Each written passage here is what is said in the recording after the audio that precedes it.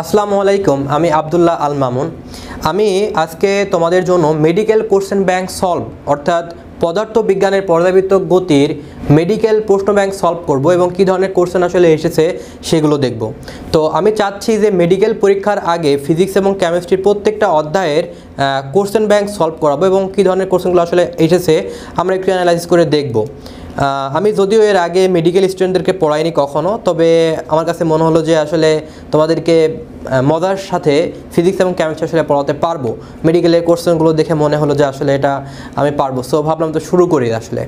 তো তোমরা এই সিরিজটার সাথে থাকলে ইনশাআল্লাহ তোমরা উপকৃত হবা। আমি আজকে হচ্ছে পর্যাবৃত্ত গতির প্রথম টাইপ 1 আলোচনা করব। তো আমি টাইপ 1, টাইপ 2, টাইপ 3 এই তিনটা টাইপে মূলত আমরা পর্যাবৃত্ত গতিটা শেষ করব এবং এরপর আমি অন্য অধ্যায়ে যাব, ঠিক আছে? সো প্রথম টাইপ 1-এ আমি বেশ কিছু কোশ্চেন এখানে দেখতে পাচ্ছি, আমরা সেইগুলো সলভ করব, ঠিক আছে? তো প্রথম যে কোশ্চেনটা দেখো, মেডিকেলের প্রথম একটা কোশ্চেন 18-19 সালে আসছিল। কোশ্চেনটা বলা হচ্ছে যে পর্যায়কাল ও বল ধ্রুবকের মধ্য সম্পর্ক সূচক সমীকরণ কোনটি? আমাদের এখানে 4টা অপশন দেওয়া রয়েছে, আমাদের আসলে উত্তর খুঁজে বের করতে হবে। সো দেখো, পর্যায়কাল ও বল ধ্রুবক আসলে বলতে কি বোঝাচ্ছে খেয়াল করো। আমি যদি একটু বোঝাই তোমাকে, কোশ্চেন নাম্বার 1-এর যে ব্যাপারটা খেয়াল করো। যখন কোনো একটা স্প্রিংয়ের কথা যখন বলবে, স্প্রিং মানে বল ধ্রুবকটা কখন ইউজ করা হয় জানো? এই বল ধ্রুবকটা ইউজ করা হয় স্প্রিংয়ের জন্য। আমাদের থিওরিটা দেখবো সেটা স্প্রিংয়ের জন্য। খেয়াল করো, আমি একটু ভালো করে বোঝাই তোমার।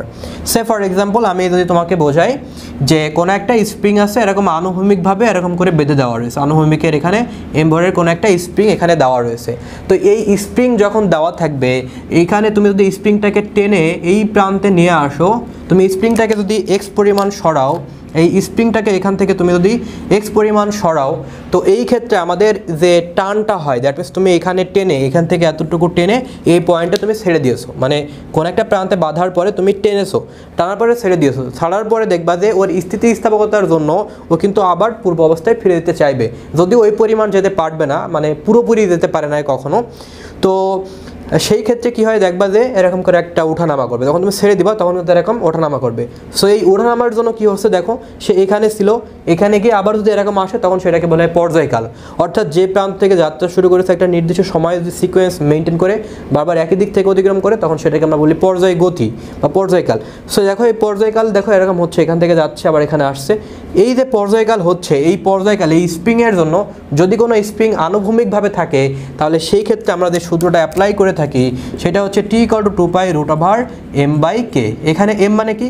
m মানে এই যে m যে বস্তুটা আমি এখানে প্রান্তে লাগিয়ে দিয়েছি, আর কেটা কি? এই কেটাকেই বলছি আমরা আসলে বল ধ্রুবক, দ্যাট মিনস স্প্রিং ধ্রুবক। আমি যে স্প্রিং ধ্রুবকের মাধ্যমে ডিফাইন করতে চাচ্ছি সেটা হচ্ছে এটা। এবং মাথায় রাখবা, যখন একটা স্প্রিং আনুভূমিক বরাবর থাকে কেবলমাত্র তখনই আমরা এই সূত্রটা অ্যাপ্লাই করতে পারি। কিন্তু যখন কোনো একটা স্প্রিং আমাদের উল্লম্বভাবে থাকে, যখন কোনো একটা স্প্রিং আমাদের এম ভরের কোনো একটা স্প্রিংসে আসে এখানে, তো যখন এখানে স্প্রিংটা আসে তখন এই যে এই স্প্রিংটা উল্লম্বভাবে ঝুলিয়ে দেওয়ার কারণে এম ভরে বস্তু যখন ঝুলাই দেব, তখন মহাকর্ষ বলের কারণে সে আপনি এতটুকু পরিমাণ সে নিচে চলে আসবে, ঠিক আছে? মানে ধরো এখানে আসলো সে, মানে একটা পর্যায়ে গিয়ে সে মানে তোমার নিচে নামবে, মানে এমজি বলের কারণে একটা পয়েন্টে গিয়ে নামবে। সো যেখানে সে থামতেছে ওই পয়েন্ট আসলে কি হয় জানো? এই যে এই পয়েন্টের কথা যদি চিন্তা করি, এই পয়েন্টটা আসলে নিচের দিকে এমজি, আর এই যে এতটুকু স্মরণ হয়েছে এই পেছনের দিকে যে প্রত্যয়নী বল সেটাকে বলে হচ্ছে কে এক্স। এই কে এক্স এবং এমজি ব্যালেন্সড হয়, অর্থাৎ দুইটা পরস্পর সমান থাকার কারণে সে ঝুলে একটা পয়েন্টে থেমে থাকে। যদি এমজিটা অনেক বেশি হতো এর থেকে, তাহলে দেখা যাচ্ছে এটা ছিঁড়ে পড়ে যেত বা আরও দেখা যাচ্ছে নিচে নামতো সে, বুঝতে পারছো? অথবা কে এক্স যদি বেশি হতো তাহলে উপরের দিকে ওঠানামা করতো, সে উপরের দিকে উঠতো। সো তাহলে সে কি করতেছে, এখানে দেখো এমজিটা আসলে কে এক্সকে ব্যালেন্স করতেছে। সো আমি এখান থেকে লিখতে পারি m/k = হচ্ছে x/g। তো খেয়াল করো ভাই, আমি যখন উলম্ব স্প্রিংয়ের ক্ষেত্রে যখন করব, তখন শুধু এইটা না, এইটার সাথে আমাদের আরেকটা সূত্র হয় √m/k। m/k মানে হচ্ছে x/g, অর্থাৎ কতটুকু একটা স্প্রিং নিচের দিকে আসলে স্মরণ হয়েছে সেই স্মরণের পরিমাণ যদি আমরা জানতে পারি, তাহলে আমরা তার পর্যায়কালে আসলে বের করতে পারি। সো কোনো একটা স্প্রিং যখন আনুভূমিকভাবে থাকে কেবল তখন আমরা এটা অ্যাপ্লাই করে থাকি, যখন উলম্ব থাকে তখন আমাদের দুইটা সূত্র অ্যাপ্লাই করা যায়। এখন যেহেতু আমাদের এই সূত্রের কোনো সম্পর্ক আমাদের নাই, সো আমরা এখন যেটা করব, দেখো আমাদের এমটা ধ্রুবক, 2πটা ধ্রুবক। সো আমাদের যে সম্পর্কটা হবে, সো ধ্রুবক চিহ্ন হলে আমাদের কি হয় আসলে, আমি যখন এই চিহ্ন দেব তখন সব ধ্রুবকগুলো কি হয়ে যাবে আসলে আউট হয়ে যাবে। আউট হয়ে গেলে কি থাকে, √ কে এর সাথে সম্পর্ক বলেছে, তাহলে √1/k। সো আমাদের উত্তর হবে বি নম্বর। এটা মেডিকেলে আসছিল 18-19 সালে। দেখো মেডিকেলের কোশ্চেন কিন্তু আহামরি খুব বেশি ফিজিক্সের ক্ষেত্রে আমার কাছে মনে হয় না খুব বেশি কঠিন হয়, তোমাদের কাছে কেমন মনে হয় জানি না। সো আমি কিন্তু ভেঙে ছেড়ে তোমাদেরকে বোঝানোর চেষ্টা করব, যাতে করে এখান থেকে এই টাইপ থেকে দেখাচ্ছি একটু ঘুরিয়ে পেঁচিয়ে দিলেও তোমরা পারো। সো আমার মনে হয় এখন স্প্রিং সম্পর্কে মোটামুটি তোমরা বুঝেছো।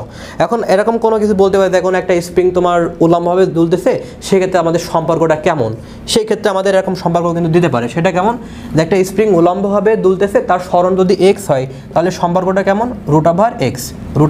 খেয়াল করো, এখানে যদি আমি 2π এবং g কে কনস্ট্যান্ট ধরি, তাহলে t এর সাথে কিন্তু আমাদের এটা বর্গমূলের সম্পর্ক। অর্থাৎ সবসময় যে আমাদের এই যে √k দিয়ে দেবে, মানে √k দেবে, বিষয়টা এমন নয়, এটা তো দিতে পারে, কারণ আসলে এটা একই টাইপের ভিতরেই পড়ে, বুঝতে পারছো। এবং আরেকটা বিষয় আমি তোমাদের একটু ক্লিয়ার করি, যে t আমরা যে 2π √L/g পড়ি, এইটার সাথে আসলে মেইন এখানে পার্থক্যটা কোথায় আসলে দেখো, এটা আমরা ইউজ করি সরল দোলকের ক্ষেত্রে, এটা আমরা অ্যাপ্লাই করে থাকি সরল দোলকের ক্ষেত্রে, যখন বব দিয়ে আমরা এরকম করে ইয়ে করি আর কি। আর এটা কিন্তু স্প্রিংয়ের ক্ষেত্রে, স্প্রিং আর তোমরা এটা দুইটা একসাথে করে ফেলো, ওইটা কিন্তু সরল দোলক, আর এটা কিন্তু তোমার স্প্রিংয়ের ক্ষেত্রে, ঠিক আছে। ওকে, নেক্সট আমরা কোশ্চেন নাম্বার যদি 2 দেখি, বলা হচ্ছে যে নিম্নের কোনটি সরল স্পন্দিত গতির বৈশিষ্ট্য নয়, তাহলে সরল স্পন্দিত গতির বৈশিষ্ট্য যদি আমরা বুঝতে পারি, তাহলে কিন্তু মেডিকেলে 12-13 সালে আসছিল, মেডিকেলের এই 12-13 সালের কোশ্চেনটা কিন্তু আমরা ইজিলি সলভ করতে পারবো। সো আমি কোশ্চেন নাম্বার 2-তে আমি এখন যেটা বোঝাবো, সেটা কি সরল স্পন্দিত গতির আসলে বৈশিষ্ট্যগুলো আসলে কোনটা আছে, তোমরা নর্মালি মুখস্থ করে ফেলো সরল স্পন্দিত গতির বৈশিষ্ট্য। দেখো ভাই, পদার্থবিজ্ঞান এমন একটা জিনিস যে প্রত্যেকটা লাইন আসলে বুঝে পড়া যায়, প্রত্যেকটা লাইন, প্রত্যেকটা ওয়ার্ড বুঝে পড়া যায়, ইভেন ডেফিনেশনও বুঝে পড়া যায়। ফিজিক্সের কথা বলছি, কেমিস্ট্রির ক্ষেত্রে অনেক কিছু মুখস্থ আছে, যেমন প্রভাবক মুখস্থ করা লাগে, বিকারক মুখস্থ করা লাগে, রিয়াকশন মুখস্থ করা লাগে। হ্যাঁ, এটা ঠিক যে বুঝে মুখস্থ করা লাগে, বাট মুখস্থ তো করা লাগে। বাট ফিজিক্সের ক্ষেত্রে এমন কিছু জিনিস নাই যে তোমার আসলে মাথায় প্রেশার দিয়ে মুখস্থ করা লাগবে, প্রত্যেকটা জিনিস তুমি বুঝে পড়তে পারো। সো কেমন দেখো, যে সরল স্পন্দিত গতির বৈশিষ্ট্য নয়, ফার্স্ট অফ অল আমাকে জানতে হবে সরল স্পন্দিত গতি আসলে কখন হয়, কিভাবে হয়। সরল স্পন্দিত গতি আমরা কাকে বলতে পারি, সরল স্পন্দিত গতি মানে হচ্ছে SHM, সিম্পল হারমোনিক মোশন। খেয়াল করো, সরল স্পন্দিত, সরল কথাটা কী জন্য আসছে, এবং স্পন্দিত গতি ভালো করে খেয়াল করো। যদি এরকম হয় যে একটা সরল দোলক আছে, আমি এটাকে দোলনা দিয়ে এরকম মনে করো দোল দিতেছি। সো খেয়াল করো, এই যে সরল দোলকটা এখানে আছে, মানে সরল দোলকটা আমি দোল দিতেছি, সে কী করতেছে, এখান থেকে সে এখানে যাচ্ছে, এখানে আসতেছে। তো খেয়াল করো, এখান থেকে যখন এখানে আসতেছে, তখন আসলে এর ভেতরে কিন্তু একটা বৃহৎ একটা কোণ সৃষ্টি হচ্ছে। সেই কোণটা হতে পারে সেটা 15 ডিগ্রি কিংবা 20 ডিগ্রি কিংবা 10 ডিগ্রি, কিংবা হচ্ছে 10 ডিগ্রি ছোটো হয়ে যায়, সো 20 ডিগ্রি 30 ডিগ্রি এমন কোণ হতে পারে। তো সেই ক্ষেত্রে যখন এই কোণটা আসলে আমাদের সে ধরে নিলাম 30 ডিগ্রি, তখন কিন্তু আমাদের একটা বাঁকা পথ সৃষ্টি হচ্ছে। এবং এই বাঁকা পথের সময় কি হচ্ছে দেখো, যে এখান থেকে এখানে যাচ্ছে, সে আবার এখানে আসছে, এই যে পুরোটা পথ এখানে যাচ্ছে এবং এখানে আসছে, এটাকে বলা হয় আসলে পর্যায়কাল। মানে কি, যেখান থেকে যাবে আবার সেখানে যদি ফিরে আসে। সে মনে করো, আমি ভূমিতে যদি উদাহরণ দিই, ভূমি থেকে কোনো একটা বস্তু উপরে ছুঁড়েছো, সেটা যদি আবার ভূমিতে আসে, সেটাকে বলা হয় পর্যায়কাল। আবার কোনো একটা বৃত্ত এখান থেকে যাত্রা শুরু করে আবার যদি সেই পয়েন্টে ফিরে আসে, তাহলে সেটা পর্যায়কাল হয়। তো এখানে দেখো, এখান থেকে এখানে যাত্রা শুরু করেছে, এখানে হচ্ছে এতটুকু হচ্ছে পর্যায়কাল, তাহলে এখান থেকে যে এতটুকু গেছে সেটা হবে t½ আবার এখানে যে ব্যাক আসতেছে সেটা হচ্ছে t½ তাহলে আমরা বলতেছি কি, যে এটা টোটাল হচ্ছে পর্যায়কাল। এই পর্যায়কালের অর্ধেক সময় যদি এই দিকে, পর্যায়কালের অর্ধেক সময় একদিকে এবং পর্যায়কালের বিপরীত অর্ধেক সময় যদি আরেক দিকে মুভ করে, তাহলে সেটাকে বলে থাকি আমরা স্পন্দন গতি। আবার বলি, স্পন্দন গতি। পর্যায়কালের অর্ধেক সময় একদিকে এবং বিপরীত সময় যদি থাকে, তাহলে সেটাকে বলা হয় স্পন্দন গতি। এখন ভাইয়া, যদি এমন হয় যে এইটাকে আমি একদম কম কোণ করে দিচ্ছি, অর্থাৎ প্রায় 4 ডিগ্রি, এটা আমি করে দিচ্ছি প্রায় 4 ডিগ্রি। 4 ডিগ্রি মানে বোঝো 4 ডিগ্রি মানে হচ্ছে অনেক কম। এবং যখন অনেক কম হবে, তখন দেখবা যে এখানে প্রায় সরলরৈখিক হয়ে যাবে, এই গতিপথটা হয়ে যাবে প্রায় সরলরৈখিক। এই যে স্পন্দন গতির এই পথটা হয়ে যাবে প্রায় সরলরৈখিক। কেন? কারণ এখানে আমি খুবই কম নিয়েছি। তো এই যে প্রায় সরলরৈখিক হয়ে যাবে, তখন এইটাকে বলে থাকছি আমরা সরল স্পন্দিত স্পন্দন গতি। সরল স্পন্দিত গতি বলেছি না, এটাকে বলা হয় সরল স্পন্দিত গতি কিংবা সরল স্পন্দিত স্পন্দন গতি। আমরা আগে বলছিলাম স্পন্দন গতি, এখন বলছি সরল স্পন্দিত স্পন্দন। কারণ কি, আমি কেন এটাকে সরল বলতেছি, কারণ এটা সরল রেখার মতো প্রায়, এই গতিপথটা প্রায় সরল রৈখিক, এই জন্য বলছি সরল সন্ধিত স্পন্দন গতি, সিম্পল হারমোনিক মোশন, সরল সন্ধিত স্পন্দন গতি। তাহলে কখন হয়, স্পন্দন গতির একটা পার্ট, স্পন্দন গতির একটা পার্ট সরল সন্ধিত স্পন্দন গতি। এবার আমরা বুঝে নেব যে এটা আসলে বৈশিষ্ট্য কী কী আসলে হতে পারে। খেয়াল করো, গতি পর্যায়বৃত্ত গতি, ভাই এটা কি পর্যায়বৃত্ত গতি না? এই যে এখান থেকে এতটুকু যাবে t½ এখান থেকে এতটুকু আসবে t½ তাহলে কি এটা পর্যায় গতি না? আমরা কি বলতে পারি না এটা পর্যায়বৃত্ত গতি? পর্যায়বৃত্ত গতি মানে কি বোঝো? পর্যায়বৃত্ত গতি মানে হচ্ছে যে কোনো একটা বিন্দু যদি নির্দিষ্ট দিকে বারবার একই দিক থেকে অতিক্রম করে, দিক ঠিক রাখবে এবং টাইম সেম রাখবে, যদি এই ঘটনা ঘটে তাহলে সেটাকে বলে থাকি আমরা পর্যায়বৃত্ত গতি।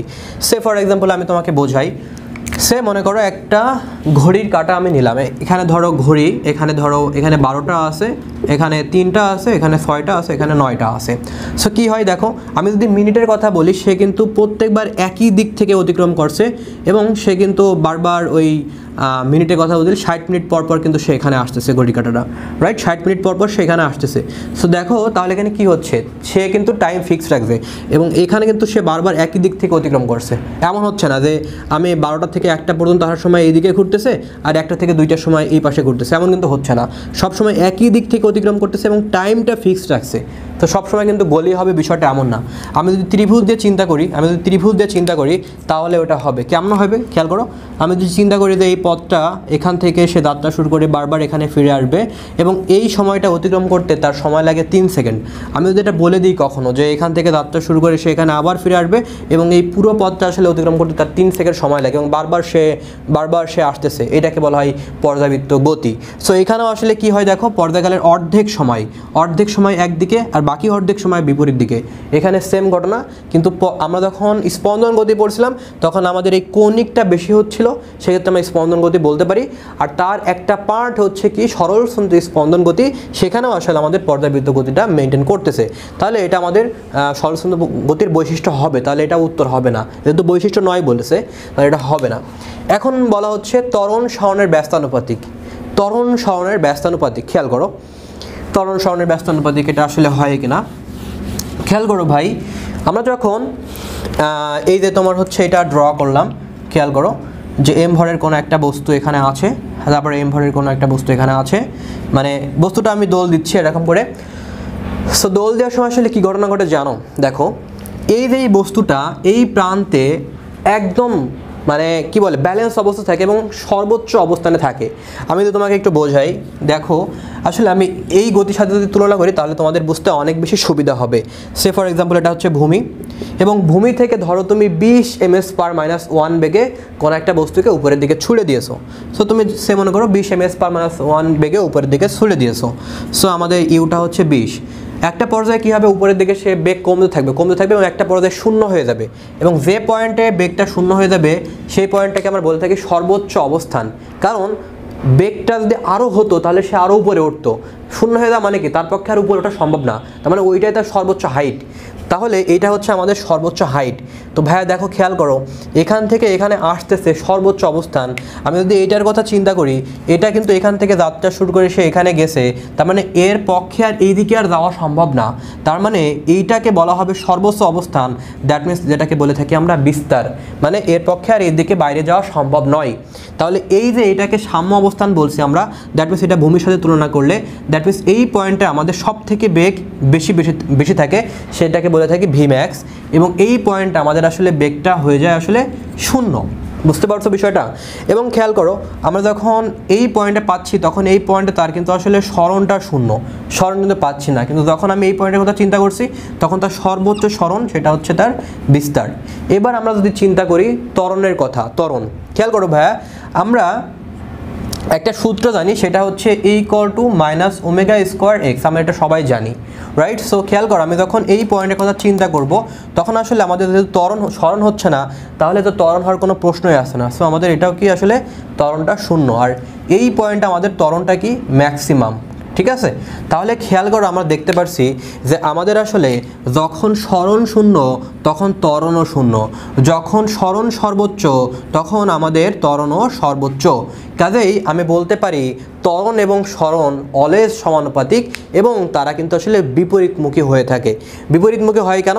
কারণ খেয়াল করো, সরণটা কিন্তু এইদিকে, সরণটা ওইদিকে হলেও কিন্তু আমাদের ত্বরণটা সবসময় কেন্দ্রের দিকে কাজ করে। তোমরা জানো এটা, যে যখন আমরা কেন্দ্রবিমুখী বলের কথা বা কেন্দ্রমুখী বলের কথা যখন পড়ি, যখন কোনো একটা বৃত্ত ঘুরতে থাকে তখন অলওয়েজ এই ধরো একটা বস্তু এখানে আছে, সেটা কেন্দ্রের দিকে যেতে চাই, সে কিন্তু অলওয়েজ কেন্দ্রমুখী বলের কারণে ভেতরের দিকে কি করে, মানে কেন্দ্রমুখী টেনে ধরে। আর বাইরে তুমি ছুড়ে যেতে চাও কিন্তু সবসময় টেনে ধরে। অর্থাৎ তুমি সরণটা তুমি এই দিকে ঘটালেও আসলে কেন্দ্রের দিকে একটা ফোর্স থাকে, আর এই কেন্দ্রমুখী ফোর্স বা কেন্দ্রমুখী ত্বরণ আসলে অলওয়েজ আমাদের এই সাম্য অবস্থার দিকেই থাকে। সো আমরা বলে থাকি সরণটা আসলে উপরের দিকে হলেও আমাদের ত্বরণটা আসলে কি কেন্দ্রের দিকে কাজ করে। বুঝতে পারছো? সে ফর এক্সাম্পল আমি তোমাকে যদি বোঝাই, আমি আরও তোমার উদাহরণ দিতে পারি। ধরো এই যে মার্কারটা, এটা কি আসলে মহাকর্ষ বলের কারণে এখানে আছে, আমি ছেড়ে দিলে সে অভিকর্ষ ত্বরণের জন্য সে নিচের দিকে পড়বে। তাহলে অভিকর্ষ ত্বরণের ডিরেকশন হচ্ছে নিচের দিকে, অলওয়েজ নিচের দিকে, সে কিন্তু অলওয়েজ নিচের দিকে কাজ করছে। এখন দেখো ভাই, আমি যখন উপরের দিকে উঠাচ্ছি, খেয়াল করো, সে নিচের দিকে পড়তেছে জি কারণে, আমি যখন উপরের দিকে উঠেছি তখন কী হচ্ছে, সরণ দেখো বাইরের এজেন্ট দ্বারা কাজ কিন্তু সবসময় ধনাত্মক হয়। দেখো আমি উপরের দিকে উঠাচ্ছি, তার মানে তার সরণ ঘটাচ্ছি উপরের দিকে, দ্যাট মিনস সরণ ঘটাচ্ছি উপরের দিকে, এই যে এখান থেকে এখানে যাচ্ছি, তো সরণ ঘটাচ্ছি উপরের দিকে, আর ত্বরণটা সবসময় কিন্তু নিচের দিকে থাকছে। আমি সরণটা যদিও বিপরীত দিকে নিয়ে যাচ্ছি, তার মানে সরণ এবং ত্বরণ আসলে সবসময় বিপরীতমুখী হিসেবে কাজ করতেছে। বুঝতে পারছো বিষয়টা? মানে আমার দ্বারা মহাকর্ষ বল দ্বারা সরণ, মহাকর্ষ বল যদি আমি যদি বলি মহাকর্ষ বল, মহাকর্ষ অভিকর্ষ ত্বরণের জন্য জি নিচের দিকে কাজ করতেছে, এবং আমি সরণের কথা চিন্তা করি যেমন নিজের সরণ কিন্তু সমানুপাতিক। বুঝতে পারছো? এ কিন্তু নিচে একটা সরণ হাইট, মানে সরণ তো আছে, নিজের একটা সরণ আছে। সো আমি যদি এর নিজের সরণের কথা চিন্তা করি, তার সাথে কিন্তু সমানুপাতিক, মানে দুইটার ক্ষেত্রে সমানুপাতিক কিন্তু বিপরীতমুখী হবে না। কিন্তু আমি যখন উপরে উঠাচ্ছি, দ্যাট মিনস আমি যখন ফোর্স প্রয়োগ করে এটা ওঠানামা করাচ্ছি, তখন কিন্তু আমার সরণের সাথে এর নিজস্ব একটা ত্বরণ আছে, সেই ত্বরণে কিন্তু আসলে বিপরীতমুখী এবং তারা পরস্পর সবসময় আসলে সমানুপাতিক হয়। তো এখানে বলা হচ্ছে ত্বরণ সরণের ব্যস্তানুপাতিক। ভাই এটা কখনো সম্ভব না। সো আমাদের এটা উত্তর হবে এটা, যে গতির বৈশিষ্ট্য নয় কোনটা, এটা। তারপর আমাদের দুইটা বৈশিষ্ট্য আছে, তো আমি তোমাদের একটু দেখাই, আমার উত্তর কিন্তু পেয়ে গেছে অলরেডি। সো সরল স্থির গতি কিন্তু আমাদের সরল দোল গতি হবে, এটা তো কমন সেন্স ভাই, আমি তো অনেক কিছু বোঝালাম, আই গেস তোমরা বুঝতে পারছো এটা সরল দোল গতি হবে, রাইট? আচ্ছা, এখন বল সর্বদা সাম্য অবস্থার দিকে কাজ করে। আমি কেবলই বললাম তোমাকে, বল এবং ত্বরণ সর্বদা সাম্য অবস্থার দিকে কাজ করে, এটা সবসময় কেন্দ্রের দিকে যেতে চাই।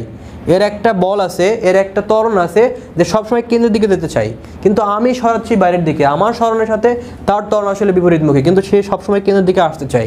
কথা কি বুঝতে পারছো? এটাকে ভেঙে আরও অনেকভাবে বোঝানো যেতে পারে ভাই। এখন যেহেতু তোমাদের অ্যাডমিশনের সময় নাই, তারপর মোটামুটি অনেকটা আলোচনা করলাম, আমার মনে হয় তোমরা বুঝতে পারছো। এইটা নিয়ে দেখাচ্ছে আমি একটা লেকচারই দিতে পারবো 2 ঘন্টার। সো আপাতত এইটুকু স্টপ রাখি, এইটুকু বুঝতে পারলে হবে। নেক্সট আমাদের দেখি 3 নম্বরের যে কোশ্চেনটা আছে, দেখো MBBS 3 নম্বর কোশ্চেনটা, নিম্নের কোনটি সরল সন্ধির স্পন্দনের বৈশিষ্ট্য? আবার একই বৈশিষ্ট্য বলেছে, তো বৈশিষ্ট্য কোনটা বৈশিষ্ট্য হবে? কোনো স্পন্দন গতি নাই ভাই, সরল সন্ধি স্পন্দন গতি কি স্পন্দন গতি নাই? স্পন্দন গতি না, এটা স্পন্দন গতির একটা পার্ট, কিন্তু তার তো স্পন্দন গতি আছে, এই যে প্রায় সরল রৈখিক, তা তো ওইটাকে বলা স্পন্দন গতি। স্পন্দন গতি মানে কি? স্পন্দন গতি নট নেসেসারি তোমাকে অনেক বড় পথে অতিক্রম করতে হবে, পর্যায়কালের অর্ধেক সময় একদিকে, বাকি অর্ধেক সময় বিপরীত দিকে হলে স্পন্দন গতি, তাহলে স্পন্দন গতি হবে। তাহলে স্পন্দন গতি না, এটা মিথ্যা কথা, ঠিক আছে? এখন বলা হচ্ছে তাহলে আমার সত্যটা বের করতে হবে। সরল রৈখিক গতি দেখা যায় না ভাই, সরল রৈখিক গতি দেখা যায় না, সরল রৈখিক গতি দেখা যায় না ডেফিনেটলি। মানে সরল রৈখিক গতি হলে তো আমরা সেটাকে আসলে সরল সন্ধি স্পন্দন গতি বলতে পারি, নাহলে কি আমরা বলতে পারি? তাহলে এটা আমাদের ভুল কথা বলছে। তারপরে দেখো, যে কোনো সময়ে ত্বরণের মান সাম্যাবস্থার থেকে সরণের মানের সমানুপাতিক নয়, এটাও ভাই মিথ্যা কথা। কারণ কি? কারণ ত্বরণের মান সাম্যাবস্থান থেকে সরণের সাথে সবসময় সমানুপাতিক হয়, এবং কখনো বিপরীতমুখী হয়, কখনো বিপরীতমুখী হয় না।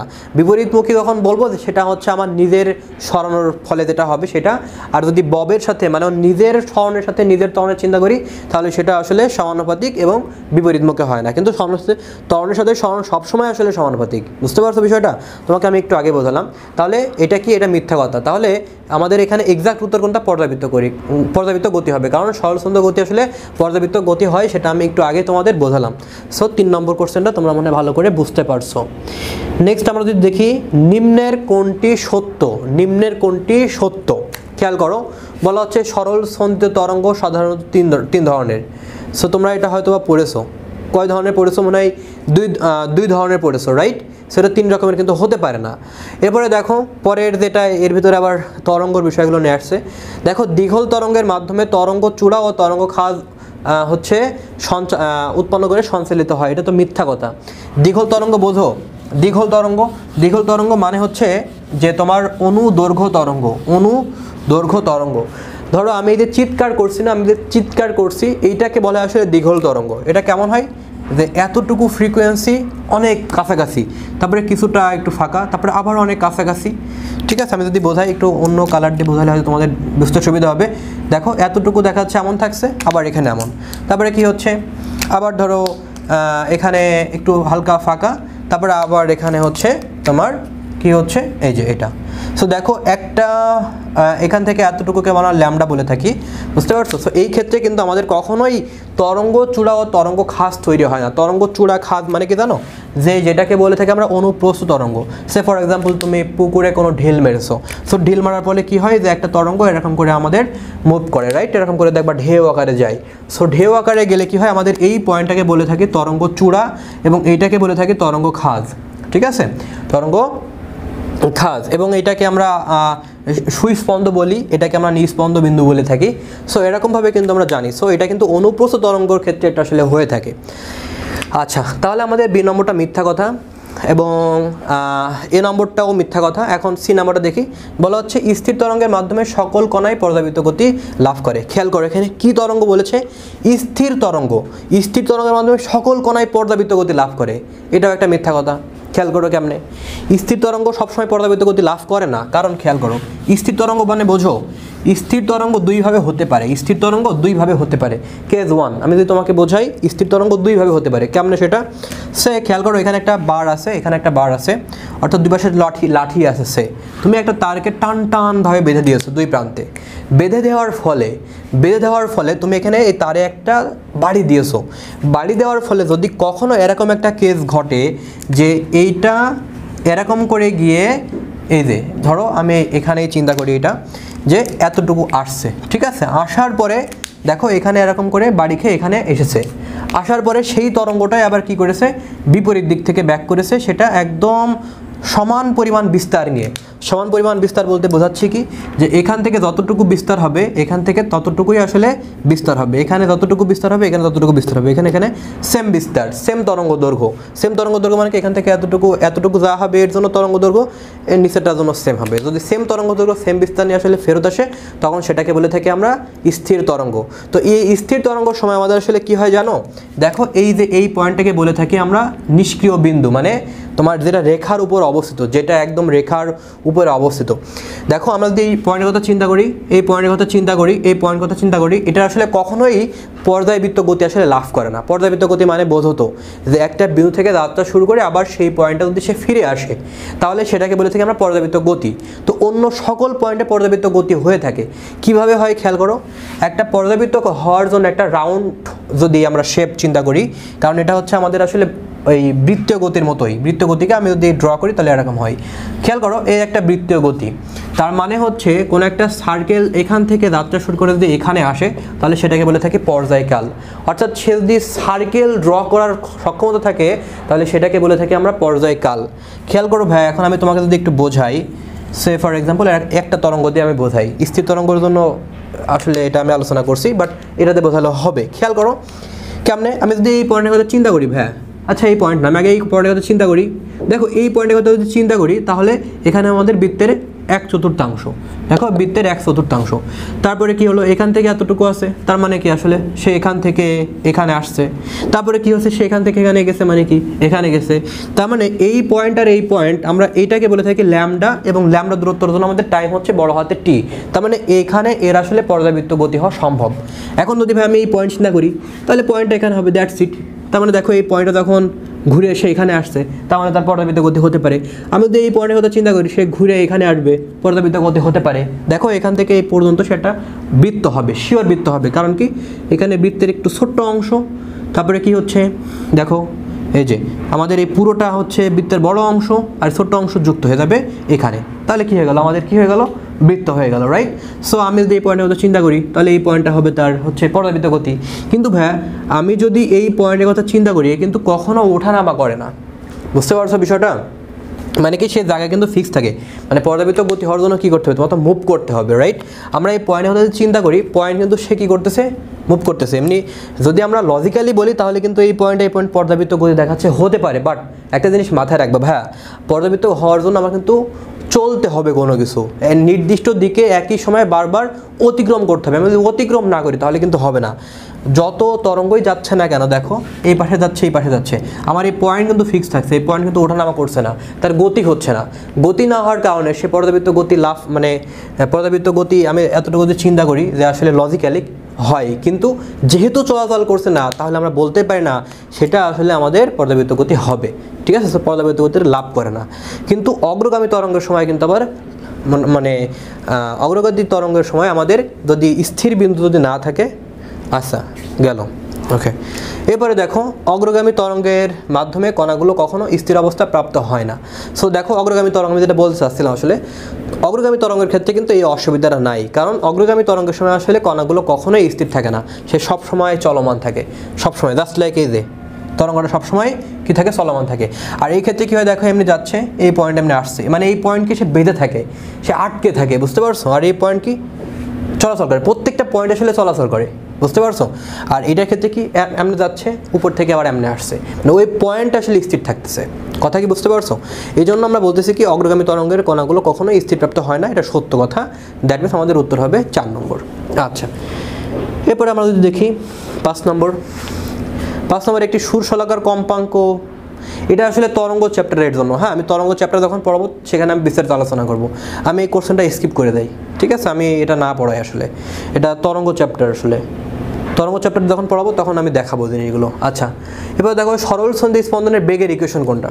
দেখো সরল সন্ধি স্পন্দন গতির বেগের যে ইকুয়েশনটা কেমন, আসলে আমি একটা জিনিস জানি যে সরল সন্ধি স্পন্দন গতি সরণের ক্ষেত্রে আসলে কেমন হয়। সরণের ক্ষেত্রে যেমন হয় সেটা হচ্ছে x = a sin omega t. আমরা এটা সবাই জানি, কম বেশি সবাই জানি যে আসলে এটা হয়ে থাকে। সো এখানে একটা জিনিস মাথায় রাখবে, এই সূত্রের একটা মিনিং আছে। আসলে মিনিংটা হচ্ছে কোনো একটা বৃত্ত যদি আমি ড্র করি, আর এই বৃত্তের এই যে এতটুকু অংশ, এই যে তোমার পরিধি, মানে সরি ব্যাসার্ধকে আমরা বলে থাকি বিস্তার, এটাকে আমরা বলে থাকি বিস্তার, যে কোনো বৃত্তের ব্যাসার্ধ, সো আমরা এটাকে বলে থাকি বিস্তার। এবং এখান থেকে যে উলম্ব যে দূরত্ব, এই দূরত্বকে বলে থাকি আমরা এক্স, বুঝতে পারছো? জাস্ট লাইক আমি যদি তোমাকে বোঝাই যে ধরো এখানে একটা হচ্ছে বার আছে, মানে ধরো একটা লাঠি আছে, আমি একটা চিন্তা করি এই জায়গাটা ধরো পর্দা আছে, সেই জায়গাটা পর্দা আছে, পর্দা, ঠিক আছে? এর সামনে একটা তুমি লাঠি রেখেছো, চিকুন লাঠি। খেয়াল করো, এই চিকুন লাঠিটা তুমি যখন ফেলবা পর্দার সামনে, তখন ঠিক এই বরাবর একটা অন্ধকার সৃষ্টি হবে, এই বরাবর একটা অন্ধকার সৃষ্টি হবে। তো যখন ভাই এই পর্দায় যখন অন্ধকার সৃষ্টি হবে, তার মানে আমি যদি একটা বৃত্তের কথা চিন্তা করি, আচ্ছা প্রথমে দেখো অন্ধকার সৃষ্টি হওয়া মানে কি, জিনিসটা এখানে আছে। এবার লাঠিটা আমি একটু হালকা বাঁকিয়ে দিলাম, লাঠিটা যদি হালকা একটু বাঁকিয়ে দিই, তাহলে দেখবা যে এই এতটুকু বরাবর আমাদের অন্ধকার সৃষ্টি হবে। তার মানে কি হচ্ছে, দেখো এতটুকু আমাদের অন্ধকার সৃষ্টি হচ্ছে, এতটুকু আমাদের কি হচ্ছে, অন্ধকার সৃষ্টি হচ্ছে। তারপরে আমি যখন আরেকটু যখন ঘুরাবো, একদম সোজা করে দেবো, তখন আমাদের এমন হয়ে যাচ্ছে, বুঝতে পারছো বিষয়টা, যে এতটুকু অন্ধকার সৃষ্টি হচ্ছে। তারপরে আমি কি করলাম, এবার লাঠিটা আমি চিন্তা করি যে এরকম করে দিব, এরকম করে ঘোরাও একবার লাঠিটা এক পাক, বৃত্তের মতো ঘোরাও, এখানে কি হচ্ছে, অন্ধকার, তারপর আরেকটু অন্ধকার, তারপর আরেকটু অন্ধকার, তারপর আরেকটু অন্ধকার, দেখো এরকম করে অন্ধকার সৃষ্টি হচ্ছে। দেন ফাইনালি আমি যদি একটা রাউন্ড চিন্তা করি, তার মানে আমি যখন এই দিক বরাবর হেলাই দিচ্ছি, লাঠিটা এই দিকে হেলাই দিচ্ছি, তখন ছায়া সৃষ্টি। তাহলে আমরা এখানে যেটা দেখলাম যে এখান থেকে যদি এখানে এতটুকু আসে, সেটাকে যদি আমরা টি বলে থাকি, তাহলে এই যে আগে থেকে এখানে যদি কোনো একটা বস্তু থেকে থাকে, মূল বিন্দুতে না থেকে, তাহলে আমরা এটাকে বলে থাকি আসলে ডেল্টা। সো সবসময় আসলে আমরা ইউজ করবো এমন নয়, এখানে থিটা = এই যে থিটা, এই যে এতটুকুকে আমরা থিটা বলে থাকি, ঠিক আছে? তখন এটাকে আমরা বলে থাকি ডেল্টা, ঠিক আছে? সো আমরা ওমেগা প্লাস ডেল্টা ইউজ করতে পারি। সো দেখো ভাই, এটা আমরা স্মরণের জন্য জানি, স্মরণের ইকুয়েশনটা কীভাবে আসলে আমরা দেখলাম। এখন বেগ মানে কি, বেগ মানে হচ্ছে স্মরণকে একবার অন্তরীকরণ করলে আসলে আমরা বেগ পাই, কারণ আমরা জানি হচ্ছে s = vt। সো v = আমরা কি জানি, s/t। এখন এই জায়গাটা s, এই স্মরণের জায়গায় আমরা x ইউজ করছি, s এর জায়গায় কি ইউজ করছি, x। এখন যেহেতু আমরা ব্যবকলনের মাধ্যমে বা অন্তরীকরণের মাধ্যমে চিন্তা করছি, তাই আমরা এখানে d/dx/dt তাৎক্ষণিক বেগের ইকুয়েশন থেকে আমরা এটা পাই। সো এখন কী করতেছি ভাই, আমরা এক্সকে একবার অন্তরীকরণ করব, অর্থাৎ এ সাইন ওমেগা টি। সো তুমি যদি এটাকে একবার অন্তরীকরণ করো তাহলে কী হবে, এ কজ ওমেগা টি। এখন ওমেগা টি তোমাদের হচ্ছে এটাকে তুমি আবার অন্তরীকরণ করবা, যেহেতু এটা টি না, সো ওমেগাটা সামনে চলে আসে। দ্যাট মিনস এই যে এ ওমেগা কস টি, এ ওমেগা কী হবে, এ ওমেগা কজ টি। সো এইটাই হবে আসলে আলটিমেটলি আমার হচ্ছে যে এখানে ওমেগা টি হবে, এটা হচ্ছে আমার বেগের ইকুয়েশন। এখন ভাই একটা জিনিস মাথায় রাখবে, এটা সবসময় যে ওমেগা টি দিয়ে থাকবে বিষয়টা এমন না, এখানে ডেল্টা থাকবে। যখন ডেল্টা থাকবে তখন ওমেগা টি, এখানেও প্লাস ডেল্টা তুমি লাগিয়ে দিবা। সো আমাদের উত্তর হচ্ছে কোনটা, omega A cos omega plus del T. So আমরা মনে হয় বুঝে নিতে পারলাম। এবার পরে যে একটা দেওয়া রয়েছে, এটা আমাদের সুর শলাকার যে কোন উক্তিটি সঠিক নয়, সুর শলাকার কিছু জিনিসপত্র আছে। আর আমার যতদূর মনে হয় যে সুর শলাকার যে এই সম্পর্কটা, এটা অনেক আগে আসতো মেডিকেলে। আমার মনে হয় না বর্তমানে এই ধরনের কোশ্চেনগুলো আসে বা আসবে। আসলে এখান থেকে এই সরল ছন্দ গতির যে বৈশিষ্ট্যগুলো আছে, আমার মনে হয় যদি আসে তাহলে কিন্তু ওখান থেকে আসার পসিবিলিটি অনেক বেশি। আমি ভেঙে চুরে বোঝাই দিলাম, যাতে করে সরল ছন্দ গতির বৈশিষ্ট্য থেকে যদি কোনো কোশ্চেন আসে, স্প্রিং ধ্রুবকের বিষয়গুলো থেকে কোনো যদি কোশ্চেন আসে, কিংবা সরল ছন্দ গতির ইকুয়েশন থেকে যদি কোনো কোশ্চেন আসে, আর মনে হয় তোমরা এখন অ্যান্সার করে আসতে পারবে। দেখো আমি মাত্র কয়েকটা কোশ্চেন বোঝালাম, 5টাকে 6টা কোশ্চেন বোঝালাম, বাট অনেক সময় নিয়ে বোঝালাম। তুমি যদি এভাবে পড়ো, আমার মনে হয় যে আশা করা যায় পারা যাবে। আমি মেডিকেলের কোশ্চেন ব্যাংক দেখলাম, আমার মনে হলো যে আসলে এভাবে পড়ালে বা এভাবে পড়লে আমার মনে হয় পারা যাবে কোশ্চেনগুলো। আমার মেডিকেলের ফিজিক্স কেমিস্ট্রি পারতেছি, যদিও বায়োলজি আমি পারি না সত্য কথা বলতে। সো অ্যাটলিস্ট আমি মেডিকেলের ফিজিক্স কেমিস্ট্রি পড়াতে পারবো ইনশাআল্লাহ। সো সামনে তোমরা ভিডিও চাও কি না, বা আমার ভিডিওতে তোমরা যদি ভালো রেসপন্স করো, তোমাদের ভালো সাড়া পাই, তাহলে ইনশাআল্লাহ আমি কন্টিনিউয়াসলি ভিডিও আপলোড করবো। সো আজকের ভিডিও এখানে শেষ করতেছি, সামনের ভিডিও পাওয়া পর্যন্ত অপেক্ষা করো। সেই পর্যন্ত সবাই ভালো থাকো, ধন্যবাদ সবাইকে, আল্লাহ হাফেজ।